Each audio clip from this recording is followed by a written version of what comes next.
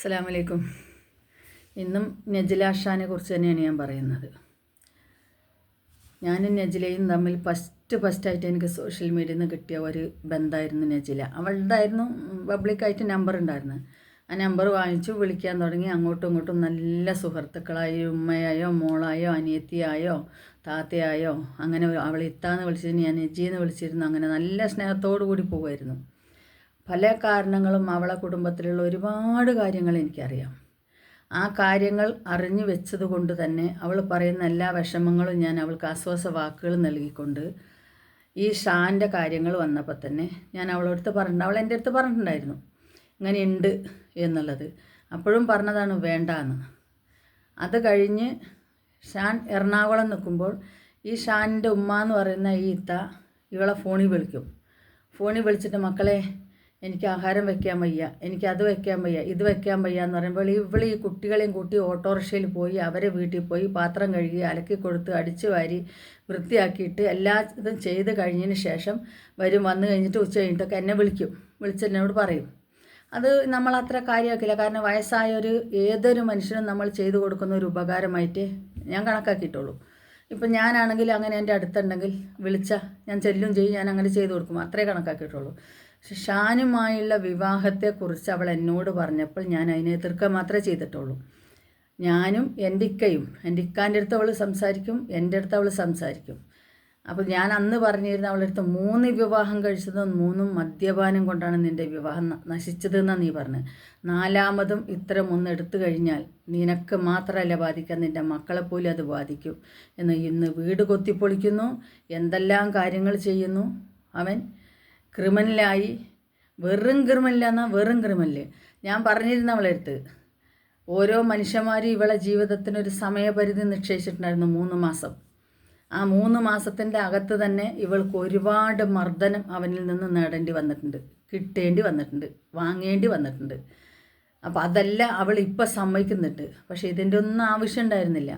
സ്വന്തം മാതാപിതാക്കൾ, സഹോദരന്മാർ, കൂട്ടുകുടുംബന്മാർ, ബന്ധപ്പെട്ടവർ, താത്താന്ന് വിളിക്കുന്നവർ, അനിയത്തിന്ന് വിളിക്കുന്നവർ എല്ലാവരും ഇവളടുത്ത് പറഞ്ഞു കൊടുത്തിട്ടുണ്ട്, ഇങ്ങനെ ചെയ്യരുത്, അപകടത്തിലേക്കാണ് നിൻ്റെ പോക്കെന്ന്.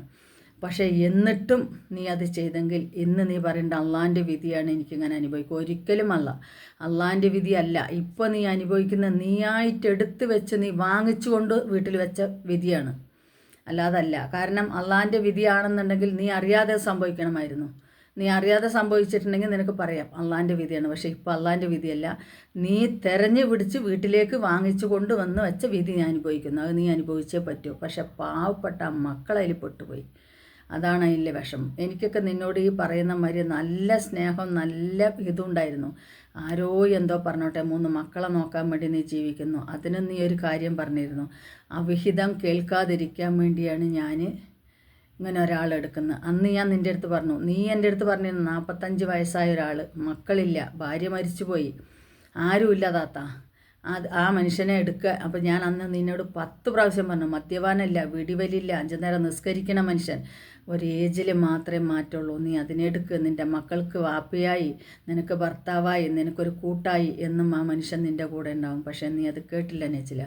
ഇന്ന് നീ അനുഭവിച്ച് അവർ പറഞ്ഞു, ഇവർ പറഞ്ഞു, മറ്റുള്ളവർ പറഞ്ഞു എന്ന് പറഞ്ഞാൽ ഞാൻ ഈ കുഞ്ഞിനെ എന്ത് കാട്ടണം, ഞാൻ ഈ കുഞ്ഞിനെ കൊല്ലണോ, ഞാൻ കുഞ്ഞിനെ വളർത്താൻ കൊടുക്കണോ, മക്കളില്ലാത്തവർക്ക് കൊടുക്കണോ, ഇതൊക്കെ ചോദിക്കുന്നതിന് പകരം നിൻ്റെ മുന്നോട് ഞാൻ ഒരു കാര്യം കൂടെ പറഞ്ഞിരുന്നു.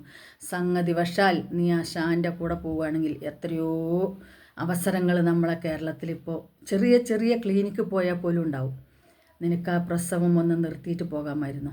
അല്ലെങ്കിൽ മറ്റുള്ളവർ പറഞ്ഞ മാതിരി 4 മാസം കഴിയുമ്പോൾ 10 മാസം കഴിയുമ്പോൾ നീ കുഞ്ഞാവാ വാവാ എന്ന് പറഞ്ഞ് വീണ്ടും വരും എന്ന് പറഞ്ഞാൽ അവരൊക്കെ പറയുന്ന അതേമാതിരി തന്നെയാണ് ഇപ്പോൾ നീ പ്രവർത്തിക്കുന്നുള്ള കാര്യത്തിൽ യാതൊരു സംശയമില്ല. കാരണം അവർ പറയുന്നുണ്ടെങ്കിൽ നീ അത് പ്രവർത്തിക്കുന്നതുകൊണ്ടാണ് അവർ പറയുന്നതെന്ന് ഇപ്പോൾ മനസ്സിലാക്കിക്കോ. നീ എന്തിനാണ് നിച്ചില്ല അവനവൻ്റെ കുടുംബത്തിൻ്റെയും നാടിൻ്റെയും ഇതിൻ്റെയും എല്ലാത്തിൻ്റെയും മാനം കളഞ്ഞുകൊണ്ട് ഇത്തരം ഒരു ജീവിതം നീ ജീവിക്കുന്നത്?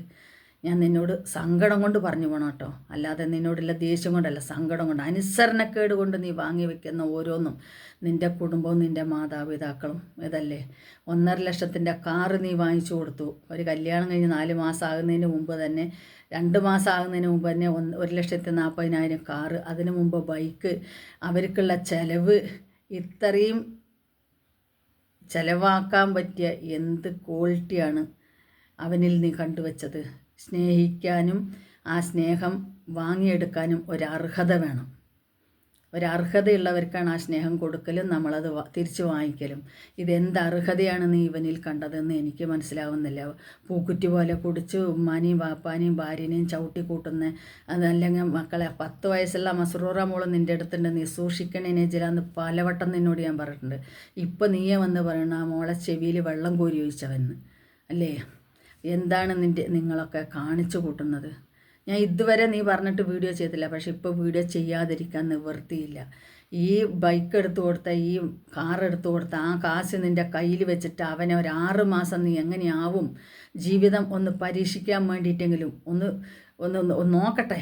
സാധാരണ ഒരു മനുഷ്യൻ ചിന്തിക്കുമല്ലോ, ഒരു 6 മാസം കൂടെ ജീവിക്കട്ടെ, എന്താണ് എങ്ങനെയാണ് പ്രവൃത്തി എന്ന് കണ്ടാൽ അതിനനുസരിച്ച് നമുക്ക് മുന്നോട്ട്. അത്ര പോലും ബുദ്ധിയില്ലാത്തൊരു നെജിലി ആയിപ്പോയല്ലോ നീ, അത്ര പോലും ബുദ്ധിയില്ലാത്ത. എത്രയോ പാവങ്ങളാ മക്കൾക്ക് വേണ്ടി അയച്ചു കൊടുക്കുന്ന കാശ് അവന് കാറെടുക്കാനും അവനെ പിള്ളേരെ സ്കൂളിലേക്ക് പറഞ്ഞു വിടാനും മദ്രസയിൽ നിന്ന് കൊണ്ടുവരാനും ഇതിനും വേണ്ടിയാണ് എടുത്തത്. ഇപ്പോൾ ആ 1.5 ലക്ഷത്തിൻ്റെ കാർ അവൻ കത്തിച്ച് കളയുന്നു. നിൻ്റെ മുന്നിൽ വന്ന് നിൻ്റെ വീടിൻ്റെ മുന്നിൽ നിന്ന് അവൻ വെല്ലുവിളിക്കുന്നു. ക്രിമിനലായ ഈ ഒരു മനുഷ്യനെ നിന്നെ സമ്മതിക്കണം നെജില, നിന്നെ സമ്മതിക്കണം. കാരണം ഇത്രയും അനുസരണയില്ലാത്തൊരു മനുഷ്യൻ. ഏതായാലും ഞാൻ നിർത്തുകയാണ്. അടുത്ത വീഡിയോയിൽ കാണാം. അസ്സലാമു അലൈക്കും വറഹ്മത്തുള്ളാഹി വബറകാതുഹു.